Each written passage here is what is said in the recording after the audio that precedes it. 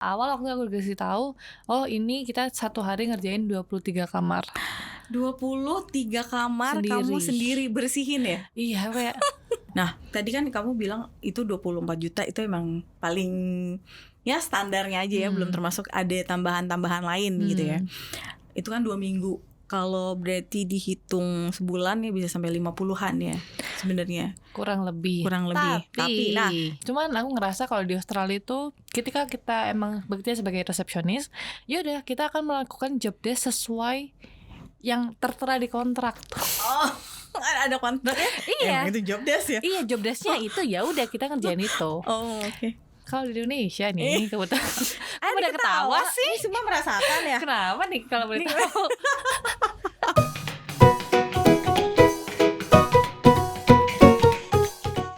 Hai, welcome to Ruang BK. Hari ini kita kedatangan nih tamu yang kemarin viral di TikTok gara-gara dia lulusan UGM, cum laude, tapi jadi cleaning service di Australia. Kita mau tahu nih gimana ceritanya.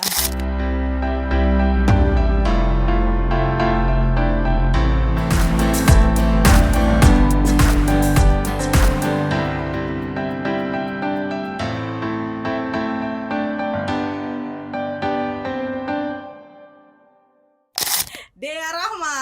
Halo semuanya. Dia apa kabar? Alhamdulillah baik. Kakak gimana? Iya, baik. Nih kemarin aku dan teman-teman yang kayak, wah viral banget nih lulusan UGM cum laude tapi di cleaning service di Australia gitu kan. Nah tapi kan kata kamu enggak, aku nggak sambil S2 karena banyak yang anggap sambil S2 itu benar. Itu gimana ceritanya sih? Aku tuh juga nggak tahu kenapa orang-orang tuh ngira aku lanjut S2 gitu ya. Mungkin karena nggak mungkin ya UGM lulus cum laude terus jadi cleaner gitu. Betul. Mungkin banyak orang yang nggak percaya kayak nggak mungkin nih full time cleaner. Full time cleaner lagi. Iya, karena ya emang aku nggak lanjut S2. Aku di sana full bekerja sebagai cleaner. Bekerja sebagai cleaner. Oke. Cleanernya tuh di mana tuh? Ya. Jadi aku cleanernya itu di campsite tambang istilahnya. Campsite tambang di Australia. Di Australia. Itu daerah mana tuh? Itu di Western Australia, tepatnya di kota Newman. Itu banyak tuh daerah-daerah tambang. Berarti itu kayak di atas Padang Gurun. Padang Gurun. Padang Gurun itu benar. Antah Berantah, bukan city ya, bukan Sydney, bukan Melbourne.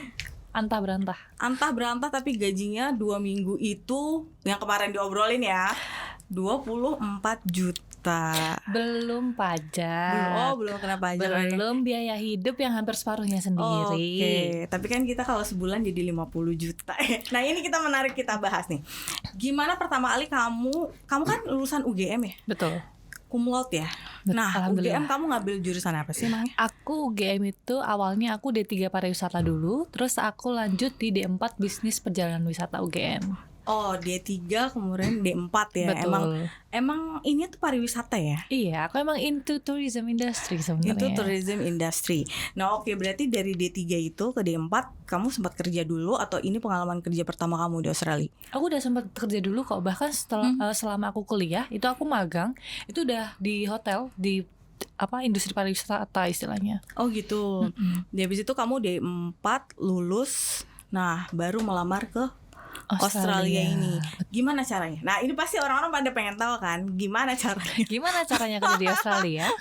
Jadi aku tuh ikut program namanya Work and Holiday Visa. Itu program kerjasama antara imigrasi Indonesia dan imigrasi Australia. Dan ini informasi publik yang kalian bisa dapetin di website Dijen Imigrasi Indonesia dan website Imigrasi Australia. Itu Work Holiday Visa itu berlaku selama 1 tahun. Syaratnya aku kebetulan masuk semua. Jadi umur 18-30 tahun. Ada IELTS. Oke. IELTS-nya berapa tuh? Minimum bandnya setauku 4,5 ya. Kalau beasiswa kan udah 6,5 sampai 7 ya berarti. Iya betul, kalau beasiswa setauku 7, 6 jadi ini lebih 4,5 ya. Lebih rendah sebenarnya. Lebih rendah, betul. Terus apa lagi? Terus harus ada saldo 5.000 Australian dollar atau setara 55 juta ngikutin kursnya. Oh kursnya itu saldo memang harus ada rekening harus segitu ya. Ada. Itu yang mungkin banyak nggak orang tahu. Jadi kerja di Australia itu menurutku nggak gampang juga gitu untuk memenuhi semua syaratnya aja menurutku nggak gampang gitu. Syaratnya nggak gampang tapi bisa dong ya kan? Bisa diusahakan bisa diusahakan ya. Berarti kamu ngelamar WHV ya, Work Holiday Visa ini. Betul. Kan emang lumayan lagi tren ya sekarang dalam beberapa tahun kebelakang nih. Betul. Banyak mahasiswa atau lulusan baru yang akhirnya memilih untuk WHV ini. WHV ini kan salah satu yang ditawarkan oleh pemerintah Australia. Ada juga beberapa negara ya, tapi yang paling ini kan yang paling ngetren tuh si Australia ini kan, karena dia menawarkan gaji yang tinggi nih, gitu tinggi ya. Karena base salary di sana itu tinggi Kak sebenarnya. Oke, base salary di sana. Oke, kita ini dulu, kita satu-satu aja dulu nih kan. Oke, kamu lulus dan akhirnya melamar WHV ini di mana sih? Pelamarnya aku untuk apply WHV ini kan di website imigrasi Indonesia dulu untuk mendapatkan surat dukungan working holiday visa. Oke, berarti di imigrasi ya? Jadi ada websitenya dan ada itu websitenya ya?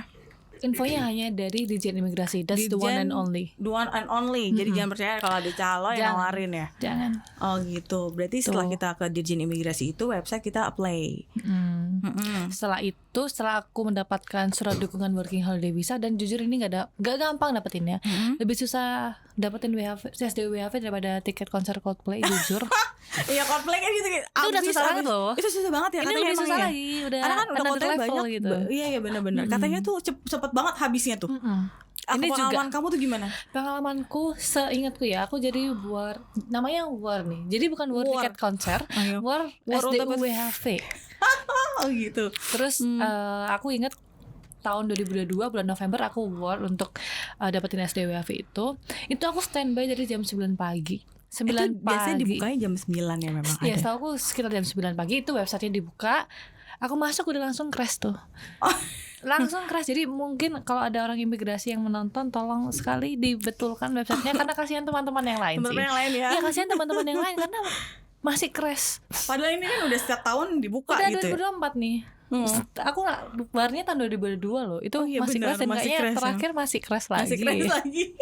Oke, ini kan katanya ada yang cerita ya, teman aku tuh semenit langsung sold out, langsung habis gitu. Nah, gimana cara kamu kok bisa dapetin gitu? Aku ketika tipsnya? Tipsnya banyak berdoa, minta restu ke orang tua. Karena itu menurutku untuk mendapatkan SDWHV itu benar-benar based on luck sih. Oh iya, benar-benar based on luck. Gak bisa kita nentuin, oh aku bakal dapat. Itu benar-benar luck. Aku waktu itu jam 9 buka dan langsung crash. Dan aku nungguin, kayak aku refresh tiap 5 menit, tiap 15 menit. Aku tungguin tuh satu-satu sampai akhirnya jam 1 tiba-tiba bisa masuk websitenya. Oh, jam 1 bisa masuk ya? Aku standby, gak kerja, gak kuliah, pokoknya buat war itu doang. Buat ngewar itu doang ya. Luar biasa sampai ya. kayak gitu. Nah, terus apa yang kamu siapin nih? Misal dokumen apa aja yang udah harus ready nih sebelum ngewar gitu? Yang pastinya itu surat referensi bank dengan saldo 5.000 Australian dollar. Terus IELTS itu harus udah ada, paspor yang pasti, ijazah. Nah, ini juga kita itu ada minimal pendidikannya untuk apply WHV ini. Oh, apa tuh? Minimal udah lulus D3 atau S1 atau lagi kuliah semester 4. Tapi ini informasi yang aku tahu dari Dirjen Imigrasi ya. Itu informasi publik, teman-teman bisa ngecek sendiri juga. Aku bukan orang imigrasi, aku bukan agen visa. Ini untuk klarifikasi aja. Iya, karena banyak yang mengira yang gitu. Yang kamu tahu itulah syarat-syarat yang harus kamu penuhi ya berarti gitu itu ya. benar-benar ada kok di websitenya Dirjen Imigrasi. Udah lengkap gitu udah ya. Lengkap. Itu bisa itu tuh kira-kira pembukaannya tuh bulan apa sih? Nah, itu terserah Dirjen Imigrasi. Kemarin waktu kamu 2022 ya berarti ya? Iya. Itu bulan apa tuh? November. Oh, November. Sebentar lagi. Ntar aku cek. November ya berarti November. Tapi itu beneran random sesukanya. Serandom-randomnya tiba-tiba 1 minggu sebelumnya langsung di-announce ini kode-kode. Oh, kode-kodenya tuh mepet-mepet gitu ya? Ya, begitulah. Oke, nah itu menarik. Berarti gini kan kamu apply nih. Kamu udah tahu pekerjaannya atau kamu milih itu setelah kamu diterima? Aku apply visa tuh belum tahu pekerjaannya apa. Oh, tapi jadi baru visa dulu yang penting gitu dapetin visanya dulu, nanti tuh kita bisa apply kerjanya gitu. Itu ada di website semua tuh resmi. Betul. Ya. Nah, itu pekerjaan apa pertama kali kamu apply setelah dapat visa itu? Setelah dapat visa itu aku udah coba sebar application gitu ke hotel-hotel yang ada di Australia, karena aku udah punya basic kerja di hotel ya. Jadi aku coba tuh semua, dan itu ada beberapa yang nyantol sebagai resepsionis di beberapa hotel. Terus akhirnya pekerjaan pertama aku juga sebagai resepsionis kok. Oh, itu berapa bulan tuh? Pekerjaan pertama aku sebagai resepsionis selama 5 bulan. Selama 5 bulan ya. Oke, berarti setelah itu baru jadi cleaner itu ya. Nah, kenapa akhirnya kok memilih jadi cleaner gitu? Maksudnya kan kamu udah nih tahu nih kerjaan pertama jadi resepsionis, ya udahlah ya, emang itu sesuai dengan bidang nih. Betul. Tapi kan tiba-tiba jadi cleaner di perusahaan tambang yang ada di ujung gitu, kayak di ujung negara itu gitu. Itu kebetulan adalah tantangan dan kesempatan sih menurutku. Aku dapat kesempatan itu. Jadi awalnya tuh aku emang berencana untuk memperpanjang visaku, mencari peluangan lebih lama lah untuk stay di Australia. Dan syaratnya adalah kita harus bekerja di remote area. Remote area ya. Daerah terpencil Daerah lah, terpencil bukan di gitu city istilahnya. besar lah istilahnya, bukan di kota besar. Terus habis itu aku sebenarnya udah dapat beberapa tawaran di hotel di daerah terpencil sebagai resepsionis lagi. Dan kemudian aku apply pekerjaan awalnya itu sebagai store person di pertambangan itu.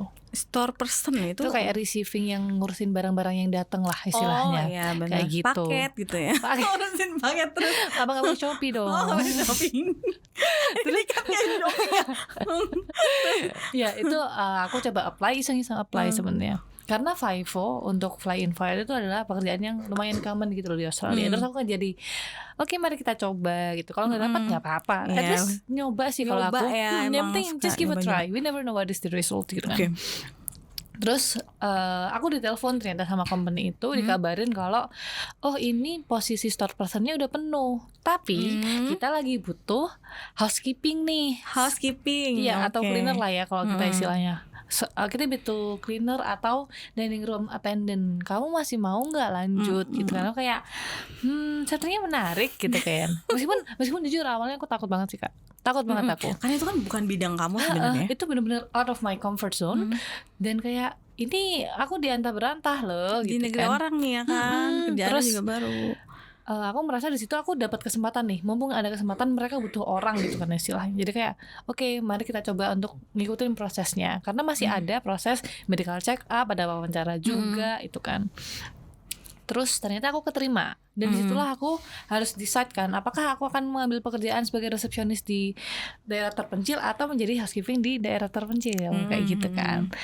Dan karena aku tuh emang udah punya pengalaman lama sebagai resepsionis, sekitar 2 tahun lah kalau di total. Itu aku ngerasa kayak ini kalau misalnya aku ngambil resepsionis lagi, kayaknya kerjaannya tetap itu aja. Iya, Cuman gak ada yang pindah baru hotel ya. aja. Cuman pindah hotel. Cuma pindah hotel benar. Kerjaannya tetap sama begitu.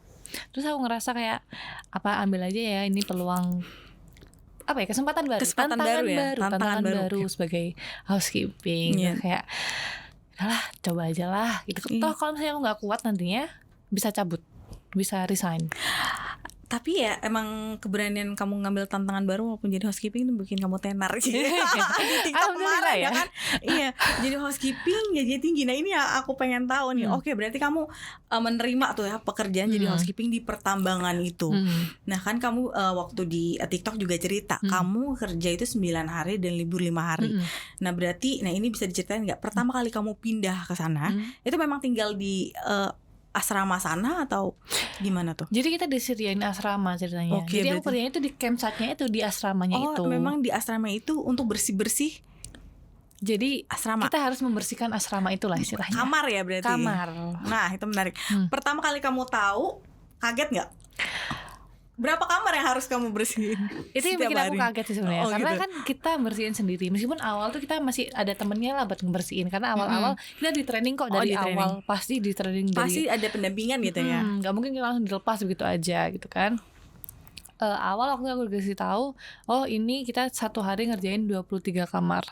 23 kamar kamu sendiri bersihin ya? Iya kayak Oke, dan itu bersihin, kita harus ganti bedsheetnya. Nah, itu apa aja kerjanya? Jadi kita ganti bedsheetnya, benar-benar ganti. Itu ada bedsheet, ada selimut, itu diganti semua, semuanya. Kayak di hotel aja semua diganti. Iya, di hotel aja. Cuman emang ukuran kamarnya lebih kecil. Jadi cuma kamar tidur, ada kamar mandi, sama ada meja belajar gitu lah istilahnya. Terus kita ganti bedsheet, terus ngepel lantai, terus bersihin kamar mandi, termasuk toiletnya. Kita ngosek WC. Aku nggak bohong soal aku ngosek WC. Aku beneran ngosek WC. Soalnya ada video kamu ngosek WC di situ kan. Aku beneran ngosek WC itu. Jadi terus bersihin shower areanya juga. Terus kita bersihin desk areanya, ganti tempat sampah. Gitu sih untuk kerjaannya kalau misalnya di kamar gitu. Iya, berarti 23 kamar. Kita ngeberesin kamar kita sendiri capek banget ya. Males ya. Itu Males juga kan kayak bersihin kamar sendiri. Nah, itu apa? Hari pertama kamu ngebersihin 23 kamar, apa rasanya? Waktu aku pertama datang itu masih ngerjain mungkin 18 kamar, terus ada temennya, jadi masih nggak terlalu berat. Masih Tapi nggak terlalu berat, ya? ketika pertama kali ngerjain sendiri tuh rasanya kayak akhirnya kayaknya nggak bisa deh nih, nggak cukup gitu rasanya. Jadi aku kerja itu kan dari jam 5 pagi sampai jam 5 sore. Jam 5 pagi, jam 5 sore, tapi itu selesai tuh 23 kamar tuh. Diselesain sih. Memang harus selesai. Emang harus selesai karena itu emang target perharinya gitu. Jadi harus bisa manage waktunya, harus benar-benar tahu apa yang prioritas. Jadi biar cepat gitu kerjanya, cepat tapi tetap bersih. Cepat tapi tetap bersih gitu ya. Jadi PR banget sih itu. Apa yang kamu rasain? Apa rasanya ngebersihin kamar sebanyak itu dalam sehari gitu? Karena kan orang-orang taunya yang di TikTok ini pengen banget nih digaji 50 juta sebulan. Jadi cleaning service misalkan, jadi housekeeping mau juga. Nah, gimana rasanya? Rasanya tuh tidak terdefinisikan, capeknya tuh nggak terdefinisikan karena di sana tuh kita kan kerja pakai work boots ya, agak berat tuh.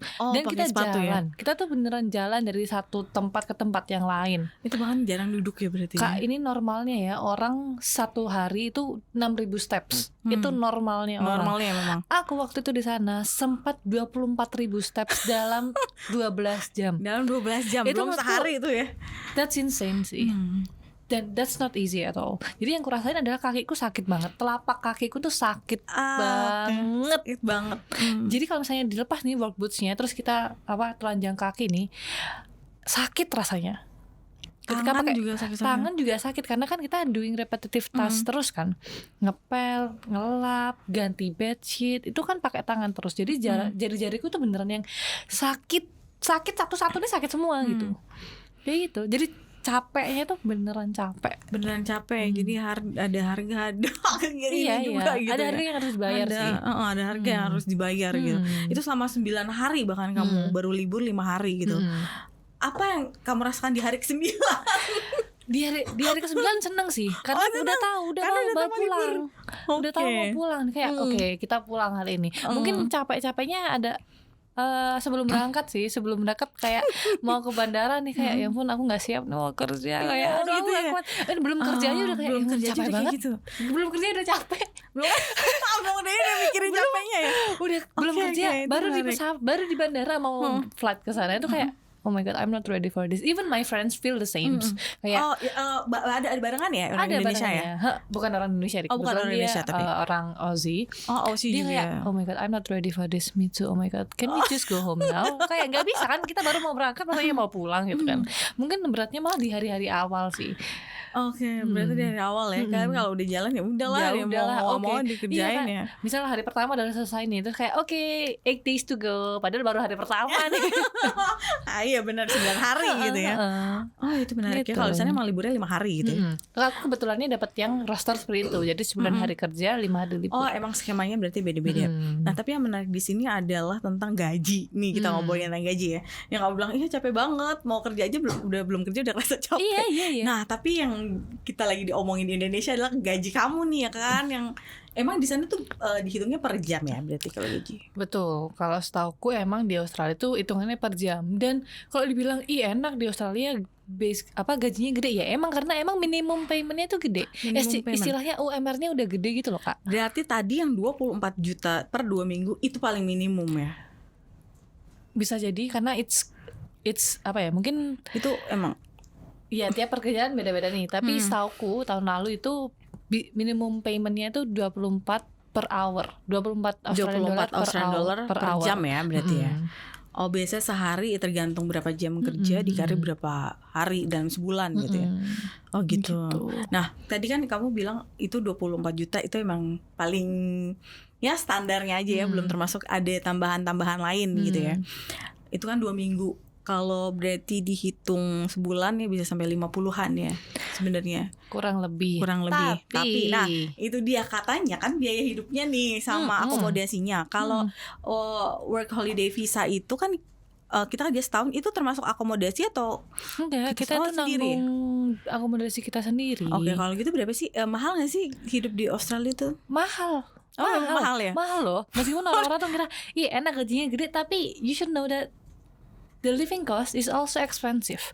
It's even half, bahkan lebih bisa jadi, karena lebih dari setengahnya. Iya, gitu lebih dari ya. setengahnya, karena orang kan hidup beda-beda ya. Ada yang pengen, oke, aku mau hidup murah aja lah pokoknya. Dan menurutku yang aku dapatnya, kamar paling murah yang aku dapetin per weeknya, ini per minggu nih, bukan 1 bulan. Rental di Australia itu setahu aku per week hitungannya. Per weeknya yang aku dapat itu 180 Australian per week. Berarti 1.800.000 1.800.000 per minggu. per minggu. 1 bulan kurang lebih 8 juta. 8 juta. Itu kamu itu di mana? Di daerah mana tuh? Dan itu aku waktu itu di Victoria Park, di Victoria Park, di Perth ya. Dan itu kamarnya sharing. Berdua. Itu bukan berdua. kamar private. 8 juta per bulan itu kan berdua ya. Bukan kamar private loh. Terus itu share house juga. Jadi berberapa ya waktu itu aku kurang, satu rumah, satu kamar pun berdua. Belum lagi nanti kan kita sharing kamar mandi, kita sharing communal area kayak kitchen, itu kita sharing semua. Dan itu kan gak semua orang suka dengan hidup yang seperti itu. Ada yang pengen, aku pengen hidup private, aku pengen gitu ya. punya kamar sendiri, kamar mandi sendiri gitu kan. Dimana kalau misalnya kita mau pakai punya kamar mandi sendiri dan kamar sendiri, itu harganya lebih lagi. Itu harganya lebih mahal ya kalau kamar sendiri. Setahu aku apartemen yang studio itu 450 per week. Wow, 4.500.000 per week per loh. week ya. Iya, itu cuma rent doang. Itu cuma satu rental minggu, doang ya? 1 bulan udah 20 juta sendiri kan. 20 juta sendiri untuk Habis kan setengah. apartemen ya. Habis kan Iya, duit benar. setengah tuh. Belum biaya makan ya? Iya, Makan belum tuh biaya berapa makan. tuh kira-kira sebulan? Makan tuh kalau misalnya kita groceries mungkin jadinya lebih murah. Aku mungkin per week tuh bisa sekitar mungkin 50 sampai 100 Australian dollar per week. Mungkin seminggu jadinya sebulan 200 Australian dollar lah. Kalau misalnya kita makan di luar, beli makanan satu kali makan aja kurang lebih 20 dolar. 20 dolar ya, walaupun Satu kali makan loh. 200.000 ya. Satu kali makan loh. Gitu. Jadi Mahal ya mahal. memang sebenarnya. Belum lagi ntar kalau bayar listrik, kalau misalnya kamarnya belum Bayar termasuk, listrik. iya loh, listriknya Iya. juga mahal loh kak. Belum kalau mau belanja ya kan? Iya, belum lagi shopping. Iya kan, belum lagi Belum ngirim. kalau kita mau ngopi ya kan? Iya, sepagi. Apalagi kopi di sana mahal lagi. Kopi berapa tuh? 8 dolar per satu. Maksudnya orang-orang di sana tuh emang ada budaya ngopi gitu. Jadi Iya, every day benar. they buy a coffee. Satu Iya, di kopi sini 8 pun. dolar. Oh my god, 80.000 80.000 sehari. sehari ya. Sebulan Sebulan Ini berapa berapa sendiri tuh? Wow, 240 mahal juga dolar. ya ternyata. Mahal juga. Jadi kok. kalau menurut kamu sama aja nggak? Maksudnya dengan gaji yang segede itu di Australia dengan gaji di Indonesia misalnya, endingnya sama aja atau enggak? Sebenarnya di sana lebih. Mungkin kalau aku sendiri rasanya pendapatannya lebih banyak di sana karena at least kita punya uang lebih untuk saving lah, meskipun nggak banyak ya. Savingku tuh demi apapun nggak banyak, nggak sampai 100 juta tuh, nggak sampai 1 bulan apaan. Tapi masalahnya kalau di Indonesia kan kelas menengah bahkan susah untuk menabung sih. Waduh, apalagi dipotong tapera ya. Iya. Karena apalagi dipotong tapera. Apalagi dipotong Bener nggak? apa Nah, gitu. kalau di sana nggak ada dong kayak gitu. Di sana nggak ada tapera, tapi ada pajak penghasilan. Pajak. Nah, ini tadi kan bilangnya 50 juta dong per bulan, banyak dong. Belum biaya hidup yang udah setengahnya. Let's say 25 juta, 25 juta. Terus belum lagi dipotong pajak 15%. Wah, pajaknya 15 sampai 32,5% tergantung pendapatannya. Tapi itu pajaknya dibalikin lagi nggak sih nanti kalau kita udah Ada retire? tax return kok. Nggak ada tax return ya. Tapi kan maksudnya tetap aja gitu, tetap banyak loh potongannya tuh. Tapi tetap banyak yang bisa ditabung kan? Gak banyak-banyak juga sih Nggak menurutku. banyak juga Gak ya. banyak-banyak juga loh kak. Maksudku mungkin sekitar 5 sampai 10 juta per bulan itu udah bagus menurutku ya. 5 sampai 10 juta per bulan saving lumayan itu loh. Tapi maksudnya nggak sebenarnya sampai 100 juta itu enggak gitu loh. Iya. Tapi kan untuk kita sebenarnya untuk ada uang untuk menabung aja tuh sebenarnya sudah Alhamdulillah ya. Alhamdulillah ya sudah bagus. Berarti di sana sebenarnya chance-nya memang terbuka. Memang lebih menurut kamu ya masih ada yang Masih bisa ada. untuk ditabung gitu ya. Hmm. Oke. Terus abis itu setelah kamu kerja di sana balik ke Indonesia lagi atau ini masih kan kamu lagi di Indonesia nih akan balik ke sana lagi atau Akan gimana? balik ke sana lagi kok. Aku minggu depan balik ke sana. Oh balik ke sana lagi. Pekerjaannya masih di sana tuh? Iya. Oh masih bersih nanti. Masih balik ke saya lagi nanti. Masih bersih lagi. Nah ini menarik. Kamu berarti udah lulus kuliah kan? Ini berarti selama setahun kamu udah mau 8 bulan ya katanya di Australia. Udah setahun. Oh, udah 1 setahun tahun lebih di Australia, cuman kerja sebagai cleanernya udah kurang lebih 8-9 bulan. Oh 8-9 bulan. Nanti next kalau sudah selesai nih, kamu berencananya memang kerja di luar negeri atau memang akan balik ke Indonesia cari kerja? Setelah mendapatkan pengalaman banyak itu ya.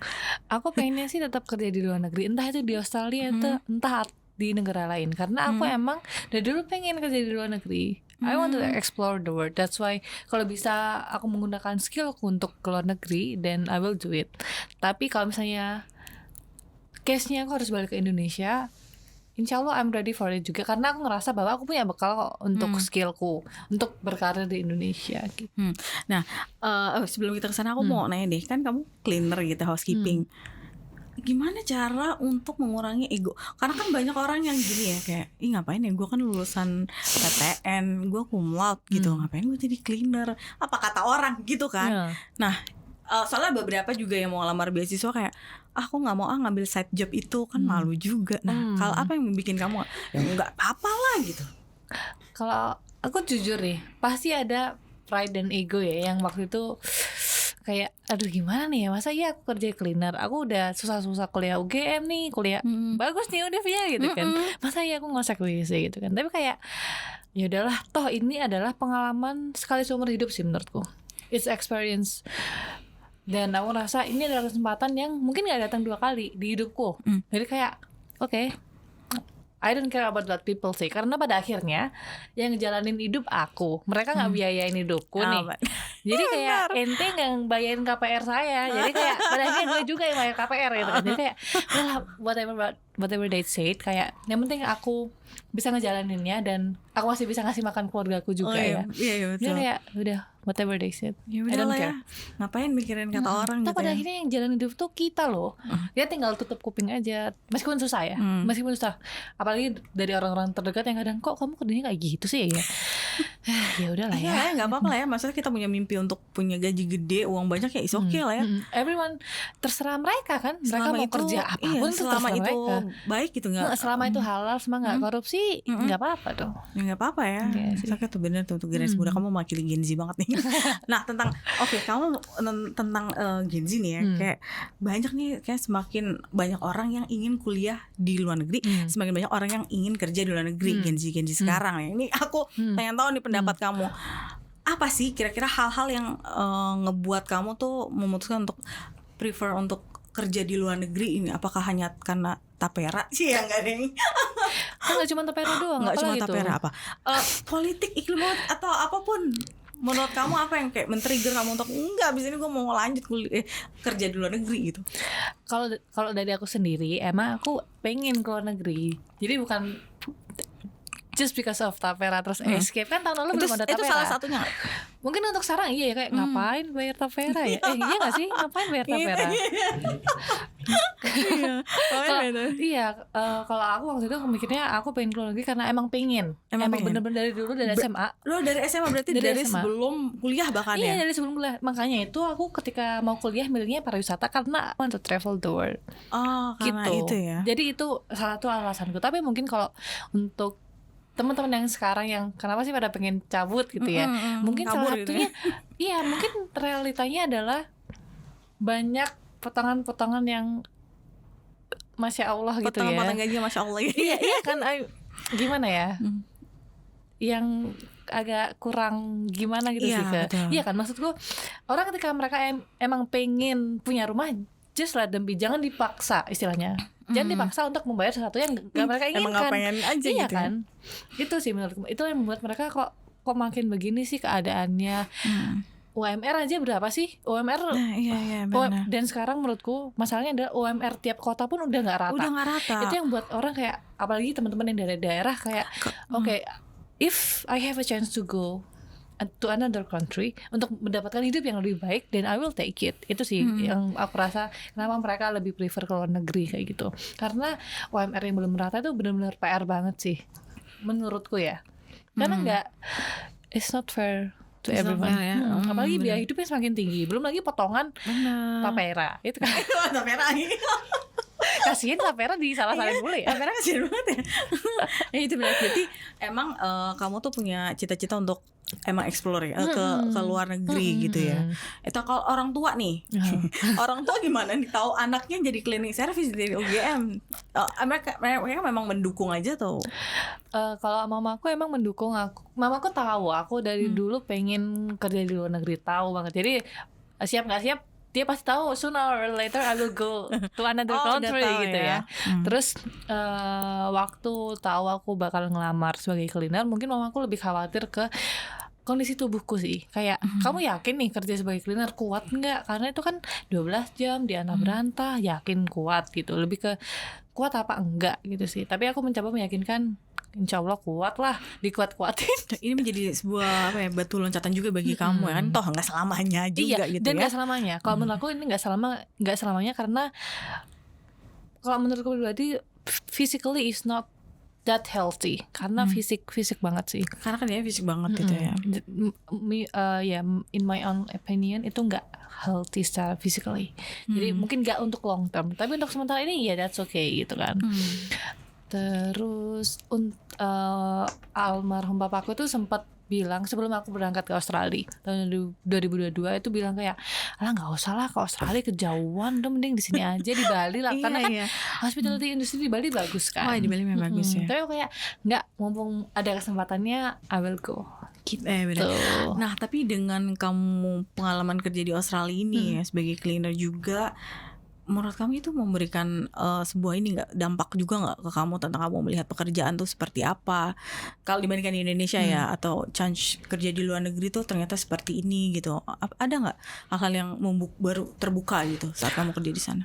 Yang membuka aku sih lebih ke kayak semua pekerjaan itu sama, nggak ada yang rendah, nggak ada yang tinggi. Sama aja, kita pada akhirnya cari duit kok. Selama itu emang gak nyakitin orang, gak nyuri, itu that's okay.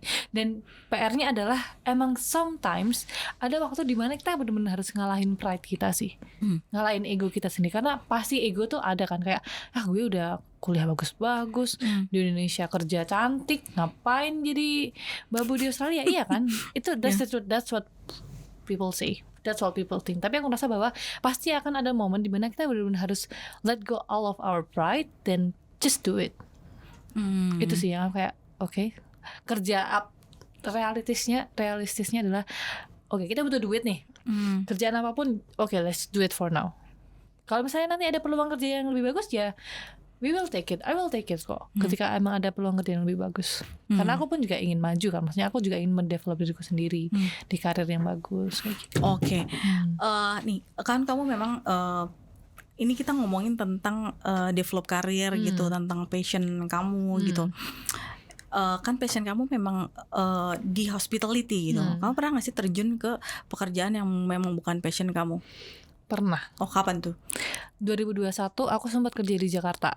2021 berarti waktu lulus di berapa? Aku lulus D3 terus ya? lagi lanjut D4 dan kebetulan lagi lanjut sambil kuliah berarti. Sambil kuliah dan itu kebetulan waktu itu sebelumnya aku kerja di hotel sebagai sales admin. Tapi kemudian COVID di layoff, ada beberapa yang di layoff dan aku ngerasa aku nggak aku di layoff tapi aku harus tetap kerja nih. Aku nggak mau diem aja di rumah.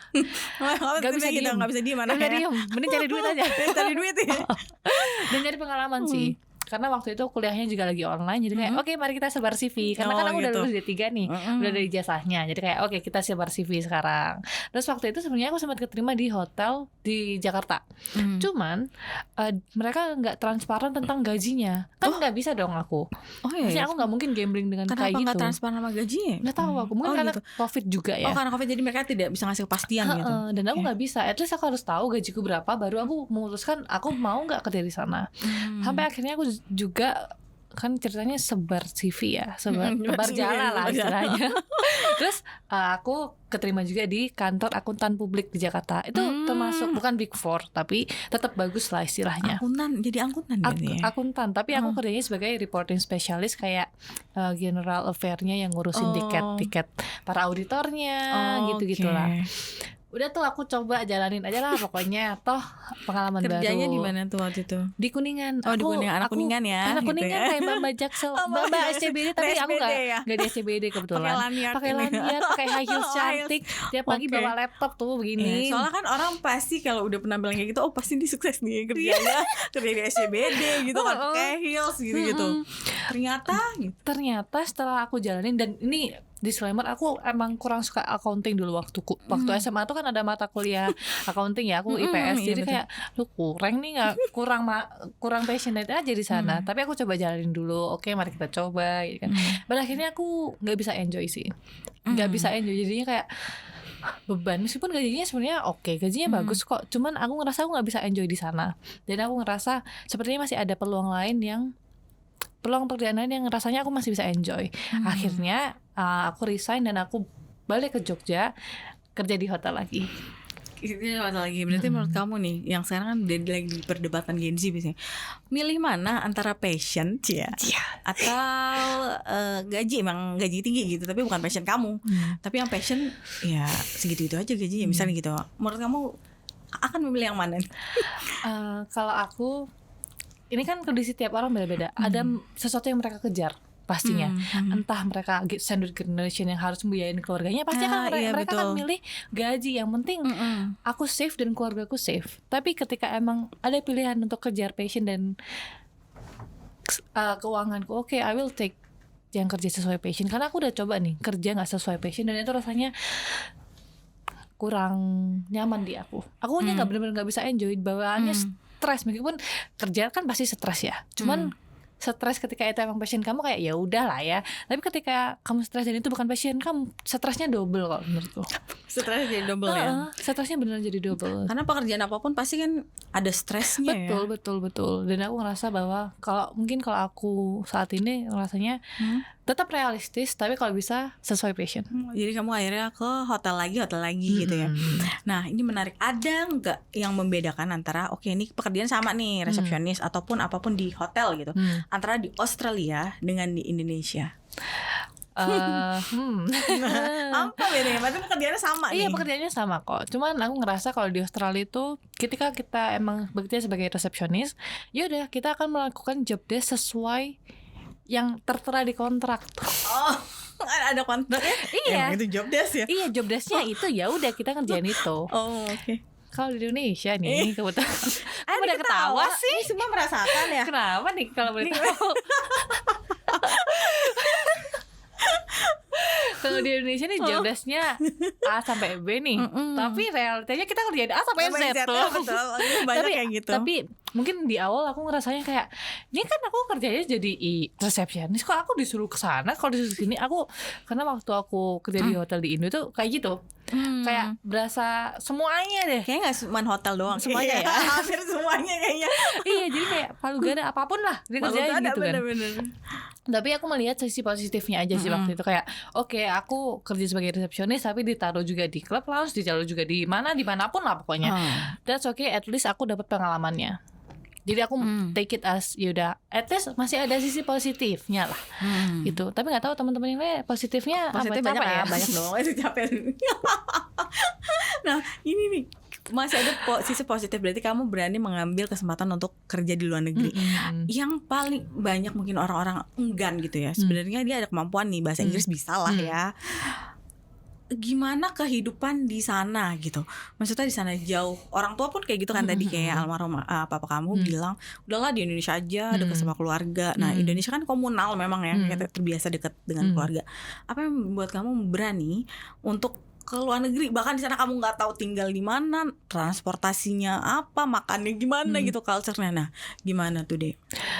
Yang membuat aku berani karena emang anaknya nggak bisa diem ya pertama, dan emang tipikalnya anak rantau sih. Jadi dari awal aku pengen kuliah tuh pokoknya aku mau keluar dari Surabaya. Jadi keluarga aku semua di Surabaya nih. Tapi kayak aku mau keluar dari Surabaya. I want to try a new life gitu kan. Waktu itu aku mau ke Bandung tapi ternyata gak keterima, terus akhirnya ke Jogja. Di Jogja pun itu aku gak ada keluarga, gak ada teman, gak ada barengan temanku SMA tuh gak ada. Bener-bener kuliah no one. Ya, waktu kuliah UGM. Bener-bener no one. Tapi aku mikirnya adalah gak apa-apa, toh nanti bisa, we can make a friends anywhere, we can make a family anywhere gitu kan. Terus akhirnya aku memutuskan ke Jakarta pun juga gak ada keluarga. Tapi selama aku bisa membuktikan bahwa I will be fine kok, aku tetap bisa jaga diri, bisa tahu batasan-batasannya juga. Maksudku insya Allah lancar-lancar aja lah. Di Australia gimana? Di Australia susah gak ketemu? Enggak, makannya apa sana ada komunitas orang Indonesia atau support system kamu gimana di sana? Di Australia itu menurutku banyak komunitas Indonesia. Dan aku rasanya soal transportasi tuh gitu. Aku ngerasa kita tuh punya privilege loh. Kita punya internet, itu benar privilege. Kita bisa cari tahu transportasi di Australia tuh gimana sih. Udah gak susah lah ya sebelum sekarang berangkat, gitu ya. aku tuh udah research Kak, kayak berapa sih biaya kayak beras, telur di Australia itu berapa. Jadi at least aku tahu kira-kira aku keluar berapa sih selama di Australia kayak gitu. Jadi cari tahu dulu. Terus aku ngerasa kayaknya banyak juga kok orang Indonesia di sana, jadi nggak apa-apa toh. Nanti bisa make a friends kok di sana. Aku ngerasanya gitu. Dan di Australia juga banyak ya orang Indonesia ya. Banyak kok, banyak komunitas Indo di sana sebenarnya. Oke. Selanjutnya nih dia mau sekarang nih ya, nanti udah kerja di Australia udah selesai. Apa keinginan selanjutnya? Apakah mau S2 atau memang enggak? Aku pengen kerja aja di hotel, dari hotel di negara ini atau gimana? Jujur sebenarnya untuk keinginan S2 itu ada. Aku pengen, cuman ya I will see, kalau misalnya ada kesempatan I will take it. Tapi untuk sekarang mungkin aku ingin memaksimalkan kesempatanku di Australia dulu nih sampai tahun ketiga. Setelah itu kalau misalnya aku bisa lanjut di Australia, oke, alhamdulillah. Kalau misalnya nggak bisa, mungkin coba di negara lain, karena aku memang pengen explore the keluar country. aja gitu Iya, ya. pengennya keluar aja gitu ya. Terus kalau misalnya bad case-nya adalah aku harus balik ke Indo nih. Bad case. Bad case. Ya agak not too bad. Harus pulang kampung gitu ya. Kalau misalnya emang aku diharuskan untuk pulang kampung nih ya. Ya, I think that's okay. Insyaallah I'm ready, karena aku ngerasa bahwa aku masih punya bekal kok. Aku masih punya bekal skillku yang aku ngerasa masih bisa di-develop kok di Indo, masih bisa berguna di Indo. Jadi kalau bisa keluar negeri, I will just stay di luar negeri. Entah itu di Australia, entah itu di negara lain. Di Australia kata kamu mau sampai tahun ketiga ya? Berarti ini baru tahun pertamanya belum berarti? Ini tahun pertama aku udah selesai. Ini Udah aku lagi selesai. jalan tahun kedua. Tapi bisa ya untuk memperpanjang visa kerja? Bisa kok. Ini bukan visa kerja, visa work and holiday. Oh, work and holiday visa itu memang bisa diperpanjang berarti Bisa. selama setahun. Oh gitu, itu ada syaratnya nggak? Atau caranya susah atau nggak? Menurutku syaratnya susah gampang, karena kita tuh harus kerja di regional area seperti yang aku tadi kerjakan. ya. Makanya aku kerja cleaner tuh untuk salah satu syarat memperpanjang visaku kayak gitu kan. Dan kita tuh harus kerja di sana selama 3 bulan untuk extend visa tahun kedua kita. Dan kalau kita mau extend visa tahun ketiga, kita tuh harus kerja di sana selama 6 bulan. Oke, di regional area berarti ya. Dan itu kerjaannya itu tertentu, list kotanya juga tertentu. Itu semua bisa dicek di website imigrasi Australia. Pokoknya bisa dicek ya. Bisa dicek, semuanya bisa dicek. Aku nggak bisa nyebutin satu-satu karena emang banyak banget. Banyak Detailnya udah ada di sana. Oke, selain Australia ada nggak sih negara impian kamu untuk mencoba kerja? Aku tuh pengen ke Eropa. Oh, Sebenarnya aku pengen ke Eropa. Kenapa Eropa tuh?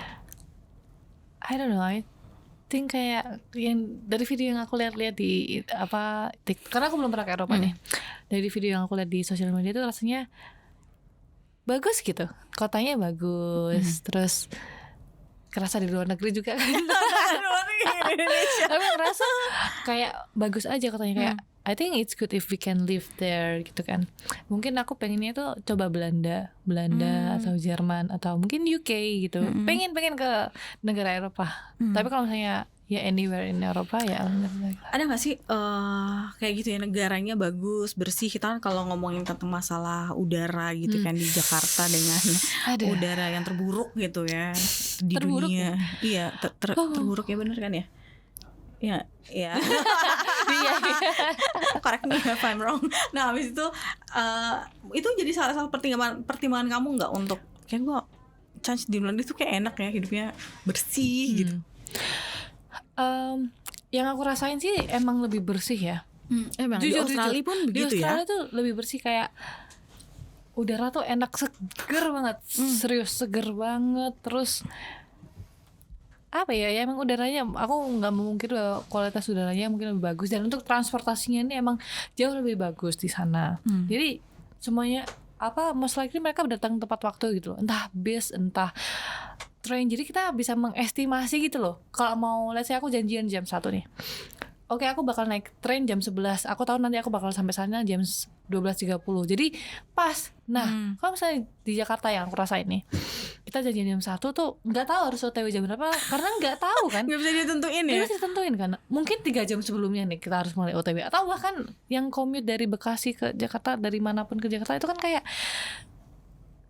aku ngerasa kurang pasti untuk transportasi itu masih kurang juga, mungkin bisa di develop untuk kedepannya, tapi kayak emang harus digodok lagi gitu ya. Jadi kayak emang masalah transportasi udara gitu emang jauh berbeda gitu iya ya. nggak sih? Transportasi menurut kakak gimana?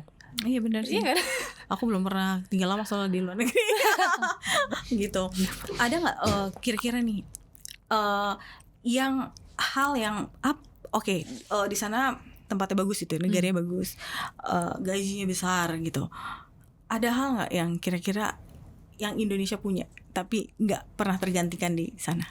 Makanan. Yang bikin kamu pengen makanan itu jujur makanan Indonesia tuh nggak ada yang ngalahin sih, nggak ada yang ngalahin karena makanan di sana tuh menurutku kurang kurang bervariatif kayak di Indonesia. Pada akhirnya aku di sana juga masak masakan Indo gitu loh. Jadi kayak menurutku nggak ada yang bisa ngalahin masakan Indonesia sih. Gitu makanannya. Sama ini Gojek Grab, ojek online. Gojek online, pesan makan gitu maksudnya. Pesan makan tuh ada, tapi maksudnya kayak untuk pesan makan tuh ada di sana. Ada. Mereka ada Uber Eats. Terus mungkin kayak di sini kan kita punya Gojek yang pakai motor tinggal nyampe kan. Iya. Di sana nggak ada. Aku jujur kangen itu sih. Naik apa sih di sana tuh? Biasanya kadang naik train atau bus atau Uber. Nah Uber sendiri tuh mahal banget. Mahal banget ya. Mahal banget iya. Jadi mungkin aku mengoreksi kata-kata tadi, kan gajinya besar tuh karena emang UMR-nya di sana besar dan terlihat besar karena kita nge-convert itu ke Indonesian rupiah. Bagi orang sana itu juga itu ke gaya hidup kita di sini. Biaya hidup kita di sini tuh gak akan relate ya berarti ya. Enggak akan relate. Dan katanya makanan Indonesia kan sana banyak tuh sekarang udah restoran Indonesia dan katanya mahal ya memang. Makan Padang lah. Aduh, aku tuh beli nasi ayam penyet ya. Di sini nasi ayam penyet berapa deh? 50.000, ayam penyet 25.000 dong. Ya Allah, tahu nggak di sana berapa? Di sana paling $20. Itu belum sama minumnya. 200.000 guys. 200.000 tuh bisa beli berapa bungkus tuh nasi ayam penyet tuh. Sedih kan? Jadi kalau lagi kangen tuh kayak ya Allah ini 200.000 banget nih. Iya, jadi ya mahal. Dan bahan-bahannya mahal. Indonesia cabai gitu mahal di sana untuk kita bikin. Menurutku di sana mahal sih. Emang bikin kangen adalah makanan. ini. Apalagi aku dulu tinggal di Jogja kan, buset murah banget tuh. Nasi ayam olive 7.000, bayangin. Di sana 7.000 nggak dapat apa-apa. Dapat apa-apa ya? Iya itu menarik sih. Tapi tetap itu membuat kamu tetap mau tinggal di luar negeri. Betul. Maksudku masih tetap worth it karena aku emang, selain itu emang aku pengen tinggal di luar negeri dari lama. Jadi mewujudkan mimpiku lah istilahnya. Mewujudkan mimpi ya. Tapi ada gak sih hal kan kamu pengen banget kuliah negeri dari SMA. Ada gak yang men-trigger kamu? Karena apa yang membuat kamu kayak berpikiran kayak aku mau deh kuliah di luar negeri? Apa itu dari film yang kamu tonton? Apakah dari buku atau dari apa yang membuat kamu kayak nggak harus nih keluar negeri gitu? Karena nggak banyak, mungkin tidak sebanyak itu anak-anak yang mungkin sekarang banyak ya dulu yang ya udah aku mau kuliah karena mau keluar negeri gitu. Ada nggak sesuatu? Mungkin sesuatu yang men-trigger aku adalah waktu aku pertama kali keluar negeri itu kalau nggak salah gara-gara aku menang lomba modeling. Modeling, oke. Aku pertama kali keluar negeri ke SMA 2016 2017 SMA. SMA ya. Waktu itu aku menang lomba terus dapet kayak trip gratis ke Singapura waktu itu. Cuman ke tetangga sebenarnya, tapi kayak negara tetangga ya. Wah keren ya, apalagi kan Changi Airport bagus banget ya. Iya, bagus banget kayak anjir bagus banget nih, bersih gini ya luar negeri ya gitu. Kayak, itu pertama kali itu ya. Jadi akhirnya aku jadi pengen terus. Jadi kayak oke, aku kalau bisa kerja di luar negeri I will take it. Pokoknya aku harus cari cara gimana caranya aku bisa travel the world. Itu gitu. Pertama kali. Iya mungkin dari itu ya triggernya, kayak dikasih kesempatan untuk keluar negeri terus. Dan itu sebenarnya bahasa Inggrisku nggak bagus sih, masih jelek banget sebenarnya. Tapi kan ada motivasi itu, jadi belajar gitu. Belajar gitu. Itu menarik deh. Kamu berarti sekarang pernah jadi modeling ya? Iya betul. Kamu tidak ingin menekuni dia, kan kamu juga pernah jadi juara, itu nggak mau mendalami karir sebagai model? Untuk karir sebagai model mungkin kalau saya ada agensi model yang melihat dan mau rekrut saya mau sebenarnya. Kalau ada kesempatan aku sebenarnya mau. Cuman aku mungkin merasa bahwa untuk standar di Indonesia itu kan setauku untuk model cewek itu 173 cm. Sedangkan aku cuma 170. Kurang 3 cm. Jadi, iya, aku masih kurang tinggi. Ya, Nggak bisa bertumbuh lagi. Jadi kayak kalau misalnya ada kesempatan aku pengen, tapi as a hobby sih mungkin kalau dari aku, karena aku mikir bahwa oke, mungkin aku lebih into karir profesional kayak seperti di hotel kayak gitu. Mau jadi apa sih? Maksudnya kerja di hotel tuh kamu ingin meniti karir sampai menjadi apa gitu? Sampai titik darah penghabisan. Yes, luar biasa lu passionnya. Aku tuh jujur pengen jadi GM sih di hotel. GM di hotel, General Manager, udah itu profesi impiannya emang GM di hotel gitu. But I know it's not gonna be easy karena kita harus bener step by step, itu perlu bertahun-tahun konsistensi di pekerjaan itu. Jadi kayak oke, let's try. Maksudnya aku tetap berusaha buat kesana. Jadi mimpi tinggi itu boleh, yang penting usahanya juga harus keras gitu. Bener-bener itu tapi lama ya. Misalnya kamu dari resepsionis gitu untuk menuju ke posisi GM itu memang harus panjang sih, ya Pak. Itu panjang, itu jalan yang panjang sih. Dan ya I'm working on it lah, bismillah lah. Working on it ya. Yeah, karena gini emang untuk menjadi di atas gitu kamu juga harus mulai dari bawah sehingga kamu tahu bener, ritme prosesnya. Bahkan jadi housekeeping kamu tahu gimana ininya betul, itu betul. ya kan, jadi resepsionis seperti apa kamu mengerti dari akarnya gitu. Iya benar. Dan menurut kamu ini berharga banget berarti ya buat itu kamu. Berharga banget. Dan ya benar juga kalau kata-kata. Jadi aku kerja housekeeping itu sekaligus biar tahu dari bawah, biar tahu let's say nanti aku di posisi atas, aku tahu kalau aku tahu kerjaannya mereka gimana. Jadi aku tahu benar-benar dari bawah. Mohon maaf nih, saya nggak punya orang dalam kebetulan. Nggak ada ordal nih. Bapak saya bukan siapa-siapa dan kebetulan udah dipanggil juga ya. Jadi kayak dipanggil juga. Iya. Jadi I'm totally no one, Kak. Jadi gimana pun aku harus benar-benar mulai dari nol. Aku harus berusaha sendiri. Gitu. Iya, betul-betul. Nah, kamu ada nggak pesan nih bagi Gen Z nih yang sekarang katanya kan semakin banyak yang pengen kuliah di luar negeri, kerja di luar negeri gitu. Apa nasihat kamu bagi mereka yang pengen banget nih gue pergi dari Indonesia jadi mencari peruntungan di negara lain gitu? Menurutku kalau misalnya kalian memang punya privilege, dan aku harap kalian bisa menyadari privilege yang kalian punya. Karena nggak banyak orang yang bisa menyadari itu. Privilege apa sih yang mereka punya? Privilege lulusan itu juga privilege loh. Kamu lulusan kampus mana itu privilege. Kamu punya orang tua yang bisa nyekolahin kamu di sekolah yang bagus, itu privilege. Jadi kalau misalnya kamu emang punya privilege untuk kerja atau kuliah di luar negeri, then take it sih menurutku.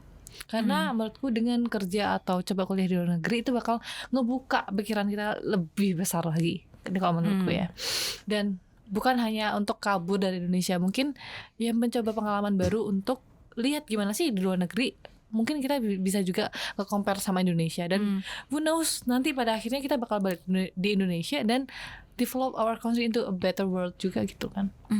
Jadi think about it, dan kalau emang punya privilege, punya kesempatan, take it untuk ke luar negeri, entah itu bekerja entah itu kuliah. Jadi jangan semata-mata pengen kabur gitu, tapi think about it first, karena hidup di luar negeri pun juga nggak mudah loh.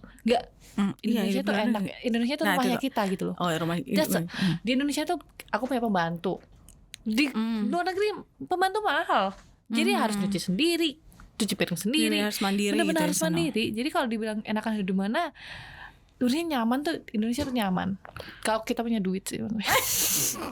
Dimanapun hidup nyaman kalau punya duit kayaknya. Ya nggak sih? Itu intinya. Itu sih kalau misalnya emang punya kesempatan, take it. Tapi kesempatan itu sebagai orang yang udah mau setahun di Australia gitu, memang kesempatan itu masih terbuka luas ya untuk orang yang mau kerja visa work holiday visa ini, ataupun memang kayak pengen aja jadi white collar gitu. White collar kan orang yang bekerja di ini ya, di perusahaan gitu. Aku mungkin tahunya, aku hanya bisa share tentang work holiday visa karena itu adalah visa yang aku pegang sekarang, dan aku rasa peluangnya itu ada kok sebenarnya. Tapi ya itu ada kuotanya, dan emang benar-benar harus berjuang untuk mendapatkan surat dukungan dari Dirjen Imigrasi. Jadi emang nggak ada yang instan, semua ini benar-benar nggak ada ya, semuanya harus. Nggak ada. Orang-orang pengen cepat kaya tapi nggak mau usaha. Nggak usaha. Iya kan, susah kan, maksudnya. Dan mau ngarepin apa kalau nggak mau usaha? Mau tiba-tiba duit jatuh dari langit, nggak mungkin kan? Kan kamu juga content creator ya berarti sekarang. Alhamdulillah. Nah, tapi aku tuh udah lama tahu Kak mulai content creator. Dari 2019 kayaknya. Aku dari awal tuh kayak micro influencernya Emina. Gitu. Bener-bener waktu kuliah tuh makeup tapi emang nggak laku aja sih. Belum laku gara-gara jadi karena justru laku ya. Nah, menurut kamu kan sekarang banyak tuh ya Gen Z yang memilih untuk aku jadi content creator aja lah gitu. Penting gak sih untuk tetap kita kuliah gitu? Maksudnya pendidikan gitu di samping kita menjadi content creator. Menurut kamu itu saling melengkapi atau gimana tuh? Kalau menurutku pribadi, kuliah itu tetap penting sih. Karena dengan kuliah itu ngebantu cara kita berpikir, ngebantu ngebentuk pola pikir kita. Itu menurutku. Jadi tetap gimana pun kuliah itu penting. Pada akhirnya entah kamu jadi content creator, entah kamu jadi apapun itu kayak fondasi kita untuk berpikir, ngambil keputusan, ngobrol sama orang. Itu menurutku benar-benar kebentuk juga di sana loh. Karena kuliah itu kan kita interaksi sama orang ya. Iya, Interaksi sama orang, interaksi sama dosen, bikin apapun itu, tugas-tugas itu kan yang ngebentuk aku juga sampai sekarang sih menurutku. Jadi menurutku tetap kuliah itu penting, entah kamu mau jadi content creator atau apa, itu tetap penting. Berarti emang ya udahlah kuliah aja memang penting. Apapun mimpi kamu, passion kamu yang dikejar gitu. Tapi tetap basicnya adalah tetap kuliah. Tetap gitu. kuliah sih penting. Oke gitu ya. Oke dia itu aja sih paling ya. Ada lagi nggak mau kamu sharing? Yang mau aku sharing mungkin buat teman-teman Gen Z yang mungkin resah kalau misalnya di Indonesia. Resah kalau di Indonesia. Udah susah nih cari kerja. Tapi menurut kamu susah sih cari kerja di sini? Susah gampang ya. Waktu itu susah gampang karena emang lagi COVID juga kan. Jadi harus ekstra. Beneran menurutku waktu itu harus ekstra. I'm not gonna lie, karena aku emang lulusan kampus yang lumayan bagus. Itu jadinya mungkin lebih dapat gampang mendapatkan kepercayaan karena emang udah ada nih reputasi kampusnya. Jadi aku nggak menutupi bahwa privilege lulusan itu ada. Tapi mungkin nggak semua company. Cuman aku kebetulan emang dapat privilege itu karena lulusan UGM. Tapi pun itu aku tetap harus usaha kok, cari di LinkedIn, cari dimanapun tuh beneran usaha dari nol, apply. Berarti emang tetap usaha tetap usaha. Kalian punya privilege itu iya ya udah, kalian lulusan top 3, oke. Tapi bukan berarti company itu akan tiba-tiba datang kalian, nggak mungkin. Kalian harus tetap usaha buat itu. Jadi kita tuh boleh bermimpi tinggi, kita tuh boleh pengen punya gaji gede, kita boleh pengen punya posisi bagus, tapi nggak mungkin bisa seinstan itu kecuali lo punya orang dalam gitu kan ceritanya. Jadi emang harus diusahain dan menurutku mulai dari nol pun nggak apa-apa, karena aku pun juga mulai dari nol kok. Seperti kamu ya sekarang ya, lagi berusaha jadi cleaning service aja dulu untuk jadi GM gitu. Iya kan, siapa tahu 10 tahun lagi kan. Bentar lagi menjadi cleaning service lagi di Australia. Aduh, semangat ya. Makasih loh. Oke dia, makasih banget Bagus banget, untuk Kak. waktunya.